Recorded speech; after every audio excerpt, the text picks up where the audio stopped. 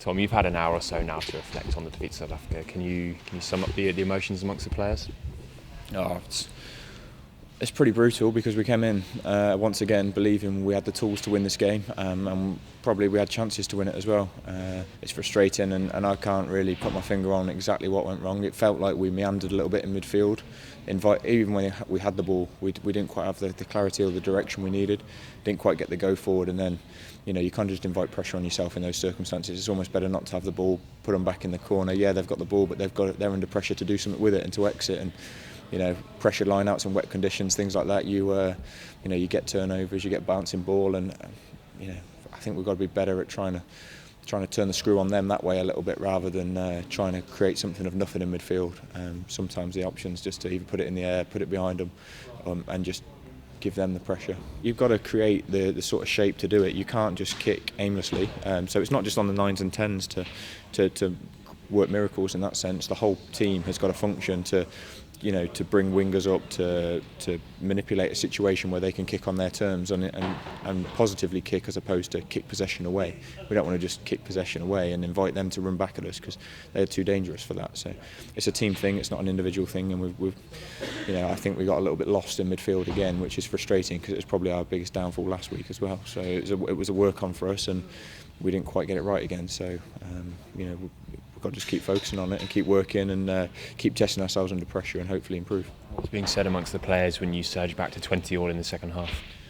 Just that, we were frustrated at half time. We talked about, we lacked a little bit of edge. We were doing all right. It was okay, but we started to question, come on, we've got to do something a bit different here. We can't just, like I say, meander through the game. We've got to get a hold of it somehow and take it to them. And I thought we did that pretty well. We came out with a huge amount of energy. We went back to our strengths, which was our driving game. We managed to get a sim bin, which helped, and then we took it to them and showed the dynamism that we're capable of. We just need to be in the right areas of the field and, be able to continually exert pressure like that, because that's how you crack teams. Very difficult to do it from your own half or your own 22. Momentum is key in these big test matches. Where did it just slip away, do you think, in the second half after you'd got it back to 20-all and seemingly it was all with you? We conceded a couple of daft penalties and we got kicked back into our own 22, and then they mauled very well against us. I think they were even a man down at that stage. We went up in the air, we competed hard, but we didn't quite win the ball. So then you've got a jumping pod in the air, not on the ground, ready to smash them all. So we tried our best, but they snuck up down the short side, I think, and broke free to score. And having just done so well ourselves with the driving maul and as a forward pack, it was pretty criminal to concede that one. In some ways the close ones are the harder ones to take, because you scrutinise every decision you made within the game, every decision the referee made, and you start picking it apart. You look for people to blame. It's really important for us as a group now that we look in the mirror, not out the window. We don't point fingers at the referee or anything like that. We don't point fingers at each other, but we just all look at ourselves and try and get better.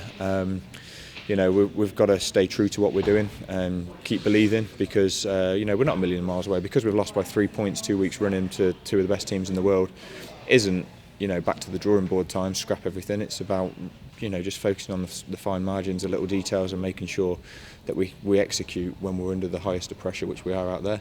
I think people can see the energy and the desire and the commitment you're putting into the displays, despite not getting the results. So what do you want to show the fans and the public in these final two games you've got against Samoa and Australia? Well, yeah, I mean, hopefully the fans and everybody else can see the amount of emotion and effort that goes into it.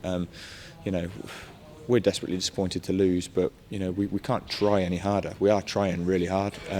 It's not a case of lacking effort or anything else. It's just making sure that effort's collective and directing it in the right way, and making sure that we exert pressure on the opposition. I think you can see that the work rate and the intensity of the lads is there.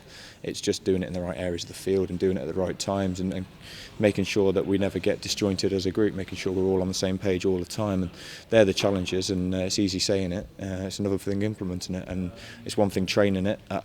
Unopposed at Penny Hill Park, you've got to be able to do it out there on a test match arena in front of 80,000 people, and that's just the little detail that we're learning at the minute, and we perhaps have to learn it a little bit quicker.